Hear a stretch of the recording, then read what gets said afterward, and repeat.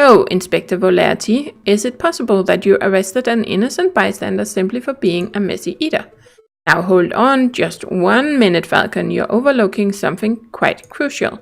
Dame Caitlin is an elegant bourgeois kitten. She was no doubt brought up with flawless etiquette and perfect table manners.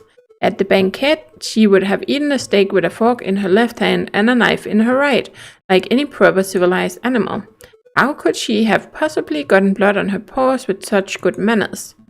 Oh, that is a good question, or at least it would be at any ordinary dinner banquet. But as it happened, something was missing from that particular banquet. Something that forced Dame Caitlin to eat with her paws. Take a look at this. What's this? Are you saying that this went missing on the night of the murder? Well, you see, you picked the wrong piece of evidence, didn't you? Yeah, I messed up. This trial is a farce. Guilty for sure. You lost a little favor with the jury. Stop wasting time, Falcon. Show us what was missing from the dinner banquet. I thought, didn't I just click on this? Was it something else?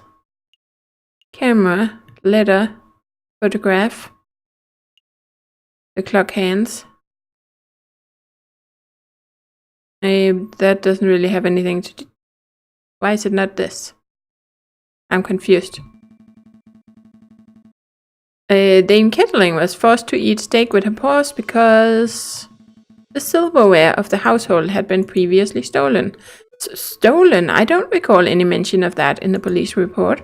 We weren't aware of anything missing from the Rogale residence when we performed the initial investigation. Did I click on something wrong? I thought I clicked on that, but maybe I clicked on the wrong thing.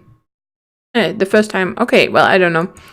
But as it happened, Baron Rogale approached us about this very subject last night. Ah! Innocent, perhaps. What a twist! You gained a little favor with the jury. What is the meaning of all this? Bloody steak, misplaced silverware. Inspector, was your investigation so lax that you overlooked these basic facts in your initial report? Lax? My investigation? Judge, I assure you I am the most thorough investigative officer on the force. Then it's amazing that the Parisian police managed to solve any crimes at all. Oh dear. Be on your way, Inspector. Perhaps do a little inspecting for your next case. Fine, so be it. Messieurs, until next time. Prosecutor, I trust your next witness is ready. Yes, of course, Your Honor. I call upon, let's see, Monsieur Rubinio, the photographer who attended the banquet on the night of the murder. Monsieur Rubinio, please approach the stand and recite the oath.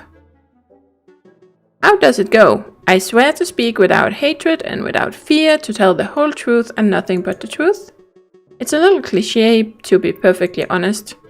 Could the witness please introduce himself for the court record? As if anybody in this courtroom does not immediately recognize me. I am the great Monsieur Rubinio, cutting-edge photographer and visionary. I don't just take people's pictures, I capture the very essence. Je suis l'artiste, tu es une pipe. You may have seen my works in hip magazines Le Branchier or C'est Chouette. I can send you tweets if you like. What on earth is a tweet? Bird-to-bird communication. Come on, Falcon, it's the 19th century. Get with the times already. Yes, your works are very, impressive, Monsieur Rubinio, but let's get down to business. Could you tell us your, activities Tell us what your activities were on the night of the murder. Very well, I was hired by Baron Rogale to capture the evening's events. I arrived at 7 in the evening. I pointed my camera and captured the beauty of the banquet in one fantastic photograph. Then I billed Baron Rogale and left, like a true artist. And with regards to the photograph itself, who did you photograph? I thought you might ask. I brought a copy so that you could all see for yourselves. Oh, very good. Let's take a closer look. My word, this is an exquisite picture, isn't it? So let's see, who do we have here? I already noticed something there, guys. There's clock hands on this. In the middle, we see Baron Rogale, the lion who hosted the event. On the left, we see Seigneur Bertrand de Miao, the father of the defendant, Dame Catalin. And finally, we see the housemaid, Colleen Duhot, who I suspect may have snuck into the picture uninvited. As you can see, two people are clearly absent from the photograph. The first is the victim, Monsieur Grenville. The second is the defendant, Dame Catalin de Miao. Quite suspicious, wouldn't you agree? Just a moment, Monsieur Rabington. This proves nothing. So the defendant and the victim were not photographed with the others. That doesn't mean that they were in the garden together at that point. Hold your horses, Falcon. I'm not done yet. The prosecution may continue. Behind the photograph subjects, we see a wall clock with the time set at 7:30. Now, why is that time significant? Well, as Inspector Volerti told us earlier, that was the exact time the murder took place. Do you see, Falcon? Every suspect has an alibi at the time of the murder, save for Dame Caitlin herself. Hey, Falcon, that photograph doesn't seem right. It looks different to the one we borrowed from Rubinio's studio. I see it too. Our photograph shows Colleen Duhot, Dame Catalin, and Seigneur Bourgeois. But Monsieur Rubinio's photograph shows Baron Rogale where Dame Catalin should be standing. If we assume that only one photograph was taken, then this demonstrates that one of the photographs must have been edited in some way. You should just slam that evidence down. Be like, bam, inconsistency. This whole courtroom is out of order. Case closed. I can't do that. Well, I suppose you could be a little more delicate with your words. No, I mean, I can't do that because our evidence was illegally obtained. If I were to present it, Monsieur Rubinio would ask how we acquired it and the whole trial could derail. In a worst-case scenario, I could lose my legal license and we would be arrested for theft. Oh, well, we don't want that. No, we don't. I should tread lightly. Your Honor, I would like to cross-examine the witness. Very well, the defense may proceed. It's a waste of time if you ask me. Photographs are rock-solid evidence. Select this. Okay, so now I have to ask something.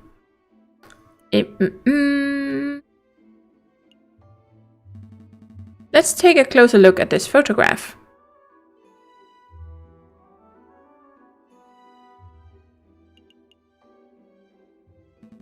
Just to clarify, Monsieur Rubinio, photographs are a direct reflection of reality, are they not? That is correct. The photographic process leaves no room for bias or inaccuracies. That is most curious, because I see a mistake. A mistake? Impossible. I just told you, monsieur, the camera is a perfect, unbiased device. The photographs it produces are flawless. Falcon, I'm not seeing any mistakes. Perhaps you could be more specific. Certainly. Click on the area of the photograph that you believe contains a mistake. The clock in this photograph. There is something not right about it. Well, isn't that convenient? The defense sees something wrong with the key piece of evidence that implicates his client. Don't give me that cocky tone, Monsieur Rabington. I have evidence that there's something wrong with the clock in that picture. The photograph clearly shows the clock's hands pointing at 7 and 6. That much is self-evident. Which is most curious because the clock in the lounge of Chateau Crinière has no hands. It has no hands? The clock is merely a decorative piece, a talking item. Feel free to ask Baron Rogale or his housemaid if you have doubts. Monsieur Rubinio, how do you explain this discrepancy? I don't know. There must be some sort of mistake. My camera is flawless. There is no mistake, monsieur. Your photograph depicts something that does not exist in the real world. Maybe there was an error in the printing process. An error precisely where the clock hands should be? Please, monsieur, don't patronize us. Allow me to offer a more plausible explanation. You, Monsieur Rubinio, edited this photograph. Edited? I'm no expert, but I suspect that you used paint or ink to carefully put hands upon the clock. It would have been a simple task considering that the clock face was bare. One could even speculate that you specifically chose to include a handless clock in the photograph just to simplify the editing process. Falcon, your reasoning is absurd. Why would the witness do such a thing? Is it not obvious? By showing the photograph to have taken place at precisely 7:30, it clears all the photograph's subjects of suspicion. In other words, Monsieur Rubinio created a perfect alibi. Of course, this raises further questions. Who is the witness protecting, and why? Was Monsieur Rubinio coerced, bribed, threatened? Enough silence. Let's hear some answers, Monsieur Rubinio. Fine, you got me. I'm guilty. I did it all. You did it? You are confessing to the murder of Monsieur Grenville? What? No. I have no idea who killed the frog. I'm just admitting that I'm guilty of producing fraudulent photographs. I was ordered to make changes to the printed photographs, and yes, that included adding hands to the clock. You were ordered? By whom? I dare not say. Monsieur Rubinio, I strongly advise you to answer the defense's questions. You have pledged to speak without fear, after all. With respect, Judge, I fear his claws. More than I fear the punishment of the justice system. I shall name no names. His claws? Did you hear that, Falcon? That is most unfortunate. Monsieur Rubinio, we cannot and shall not torture names out of you. We don't live under the ancient regime, after all. But since you have admitted to falsifying evidence, then we cannot keep you on the stand as a witness. Take your leave. You shall be charged with perjury in due course. I can't protest. That's the least I deserve for my failure as an artist. Good day, messieurs. Intriguing. Pretty convincing. You gained a little favor with the jury. Oh, nice. Okay. So, the clock's hands were painted on. So what? It doesn't matter. The photograph still depicts Dame Caitlin as absent close to the time of the murder. That's significant. Don't be dense, Monsieur Rabington. If the photograph is not completely genuine, then it cannot be considered reliable evidence. Why not? It's still a portrayal of the night's events. Because if we accept that one part of the picture was edited, then we must accept the possibility that other parts were too. It is possible that Dame Caitlin was painted out. Even worse, it is possible that another person was painted in. We know that the witness was trying to cover for someone, so all possibilities must be accounted for. So what are you saying, Falcon? That the housemaid paid off the photographer? Or was it Seigneur Poitras de Miao, perhaps? I don't think so. The housemaid lacks a mean of motive, and it wouldn't make sense for Seigneur Poitras to implicate his own daughter. Well, surely you're not suggesting that the honest and beloved Baron Rogale deliberately tried to frame Dame Caitlin, because that would be the most outlandish theory yet. The Baron is a pillar of our community. He would never do such a thing. Monsieur Rabington, I am not here to throw accusations. That's the job of you, the prosecutor. However, mayhaps I should offer my opinion. But Baron, it's not time for your witness testimony yet. So you would think, prosecutor, and yet I see my good reputation getting tarnished by your incompetence. Incompetence? Indeed. Let us proceed with witness questioning. Is that fine with you, Judge? Yes, I suppose that's fine. Very good. And I trust that the defense has no objections. No objections here. Fantastic. Oh, but before I forget, I pledge to speak without fear and prejudice etc., etc. Now, prosecutor, ask me about what I witnessed over the course of the evening.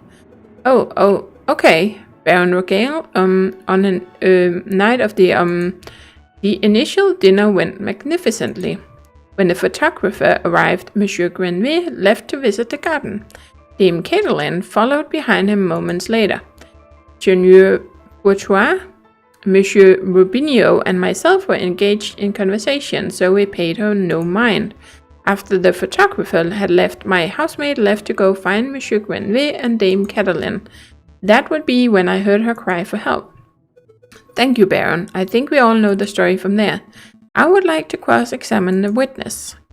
Do you doubt my integrity, Gacon? I'm just here to uncover the truth, Baron. Very well then, hit me with your best shot. Let us establish with absolute certainty that I, Baron Rogale, am an honest man.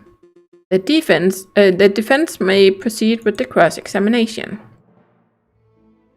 Okay, so let's see. The dinner went, blah, blah, blah.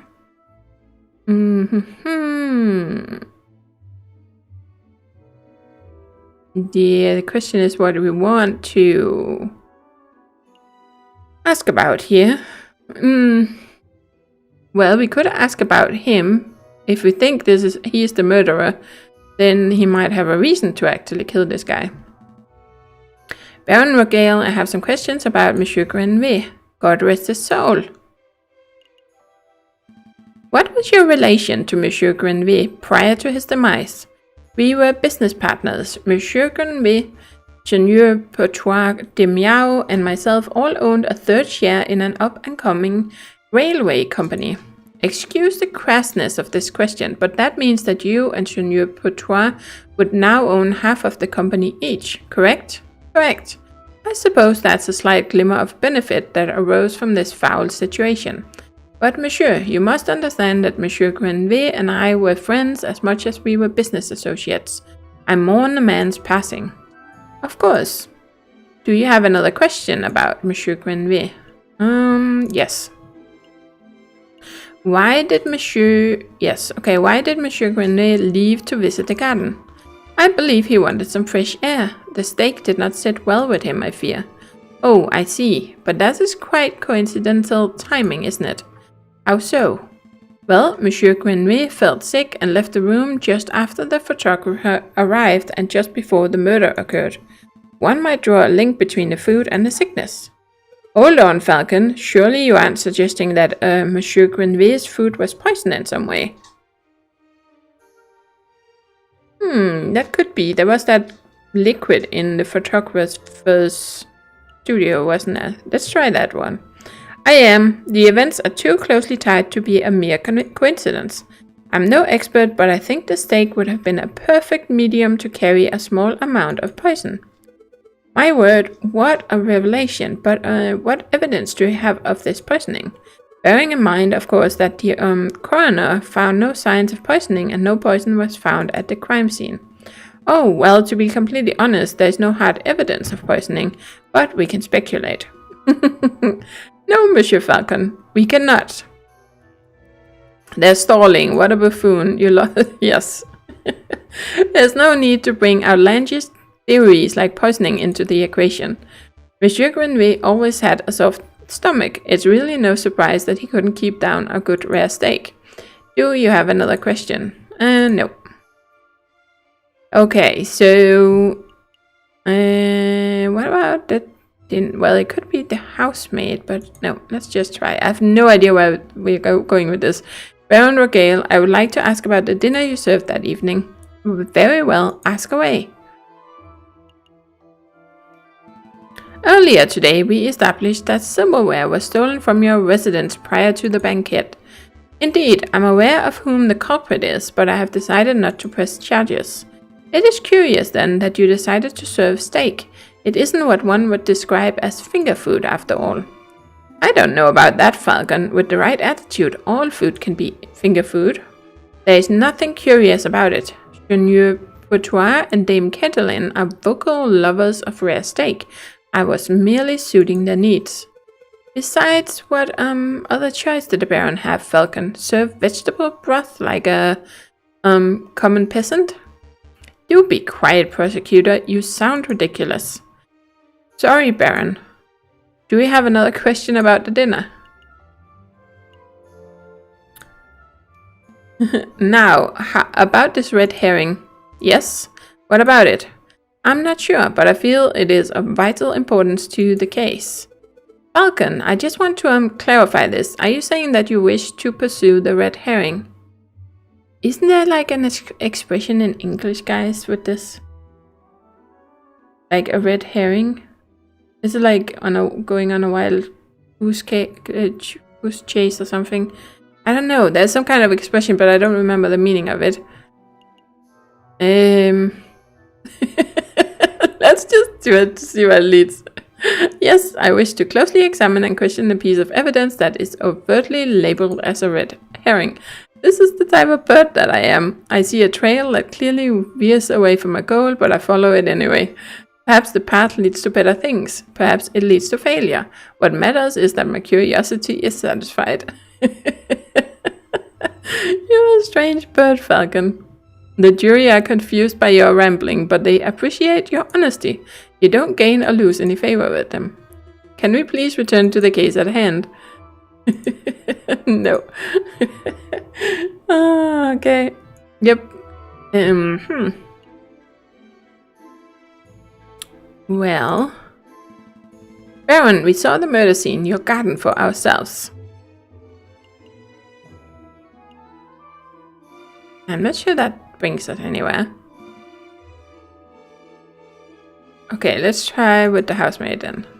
Baron Rogale, I have a couple of questions about your housemaid, Colleen Duhor. Does your housemaid smoke cigars? Well, that question came out of the left field. Definitely not. Mademoiselle Duhor detests the smell of tobacco. I see. Putting together a bigger picture, are we? I think so. The pieces are slowly falling into place. Do you have another question about the housemaid? Your housemaid is a thief. She has stolen numerous valuables from your household, including all of the silverware. Well, he already knew that. I object. That's not a question. Oh, right. Let me rephrase that. Baron, why did you not immediately report to the police when you discovered that your housemaid was stealing from you? Is a man obligated to report every act of theft that they witness? Well, not legally, I suppose. I chose not to incriminate the poor girl because I felt it would be needlessly harsh. I know letting a criminal run loose is a foreign concept to many of you lawyer types, but I'm sure you understand the concept of mercy. No. Well, then we don't really have anything left but the garden, do we? Well, yes. If I may ask, what's with all the horses? I beg your pardon. There are all these horse and cherub statues in your garden. To be frank, we found the whole thing a little weird. Could the defense please stop horsing around? This can't possibly have any relevance to the case.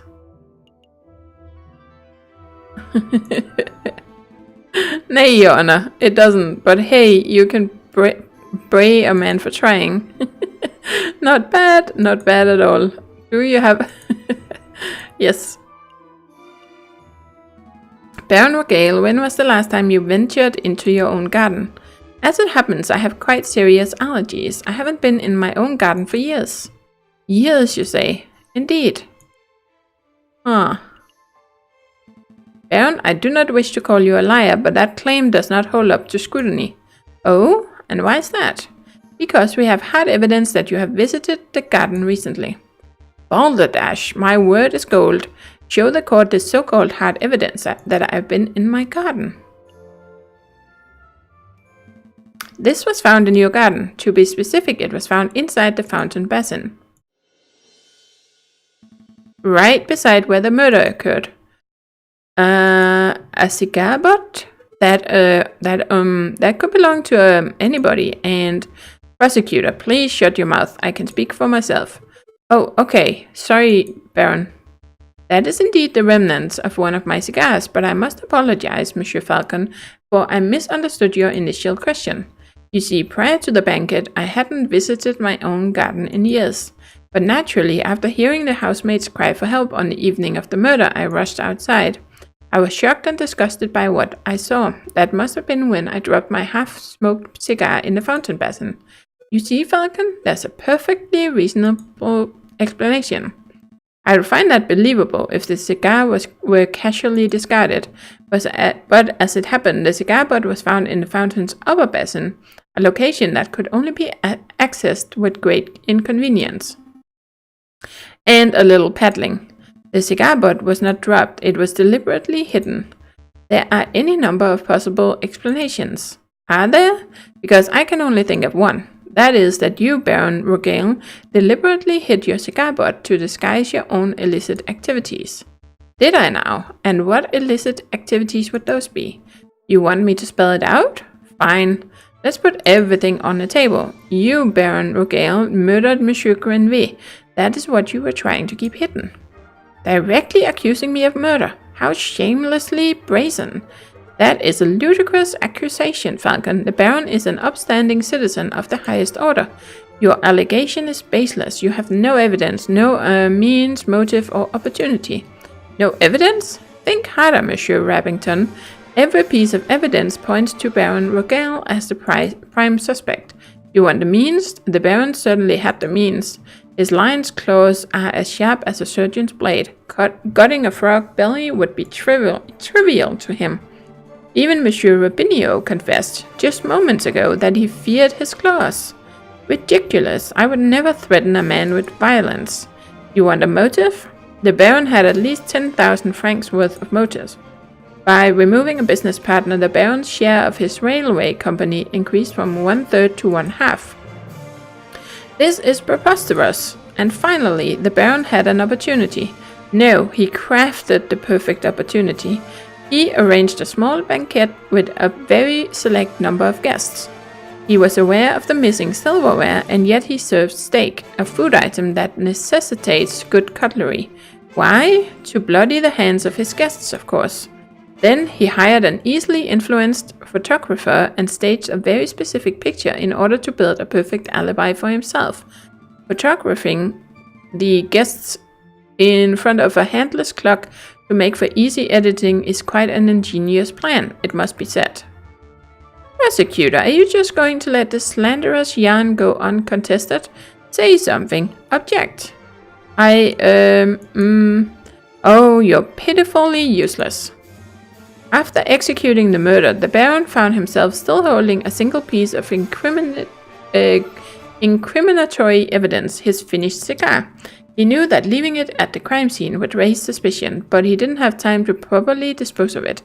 So out of desperation, he threw it into his fountain, out of the sight of his guests and any snooping police.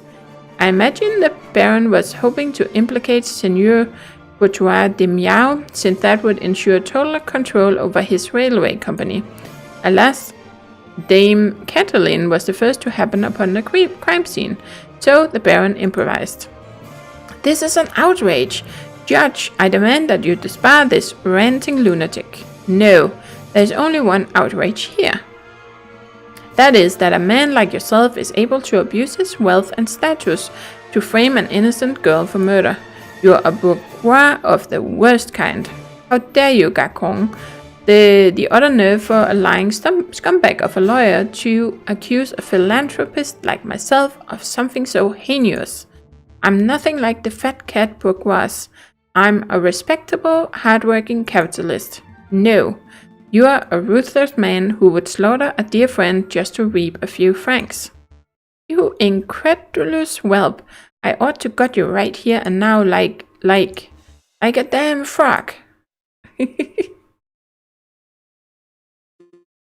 Could someone please restrain the Baron? I'm on it, Your Honor. Let's go, old man, to the conciergerie with you. Don't touch me, you filthy jackdaw. I can walk myself. This is quite a turn of events. Does the prosecution have anything to add? Well, in a manner of speaking, well, to be honest, no. Then I shall now confer with the members of the jury to come to a decision. I ask that the animals of the court please be patient in this time. Falcon, that was pretty incredible. Thank you. I just hope it was enough. What do you mean? You just proved Catalin's innocence. We'll get a not guilty verdict for sure. Sparrowson, I think you've misunderstood something important about the justice system. What's that? I haven't proved anything. As lawyers, we cannot deal in proofs. It's just not possible. All we can do is organize the evidence and convincingly explain what it suggests. I haven't proved Dame Catalin's innocence. All I have done is demonstrate that there is a significant possibility that she is not guilty. I'm not sure that I understand the difference. We have reached a decision. In light of the recent revelations, it is clear that an error of judgment was made with the initial arrest. On that note, we unanimously find the defendant, Dame Catalin de Meow, to be not guilty.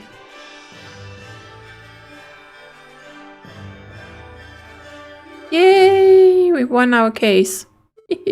Monsieur Falcon, Petit Sparrowson, you did it. Yeah, I suppose we did, didn't we? We should head back to the office so we can celebrate properly. You did it, Falcon. I can't take all the credit. This was a group achievement. I'm so proud of you both.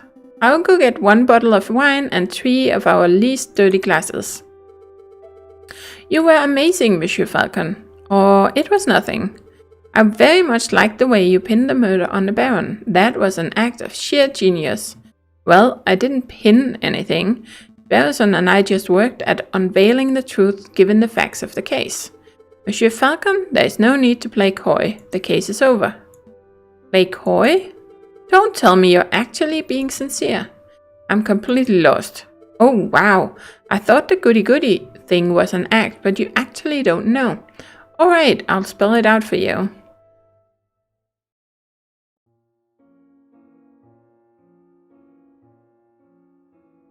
I murdered Monsieur Grenville. I saw him in the garden, all drunk and vulnerable, and I seized my opportunity. It was nothing personal, just business, you understand. Business? To increase my papa's share in the train company, of course. My papa always said that the drunk old frog was the weakest link. Your confession doesn't make any sense at all. I found Baron Rogale's cigar butt hidden in the garden. Oh, I put that there. I expected the police to find it, but I suppose that was putting too much faith in the brains of Paris's finest. But Falcon proved that Monsieur Rubinio's photograph was edited. It was edited. I wasn't in the picture because I was busy paying a visit to Monsieur Grenville in the garden. My papa knew I needed an alibi, so he ordered Monsieur Rubinio to paint me over Baron Rogale and to add hands to the clock. But that lazy artist didn't manage to finish altering either photograph by trial day. It's a good thing that Monsieur Falcon was so imaginative, because that could have gone very badly. What's with the silence? You should both be proud. There aren't many lawyers in the whole of France who could have won a case like this, even for a bourgeois kitty like me. I think you should leave. Fine. So much for the celebrations. Here's the payment for your services, straight from my papa's pockets. Well, adieu, Monsieur Falcon. Adieu, Petit Sparrowson. Oh boy. Falcon, what do we do now? Falcon? There's not much to do. We got her off. End of Act 1. Your game has been saved. Do you wish to continue? Yes, we are gonna continue with this next time. So, thank you for watching, guys. And as always, do take care and happy gaming.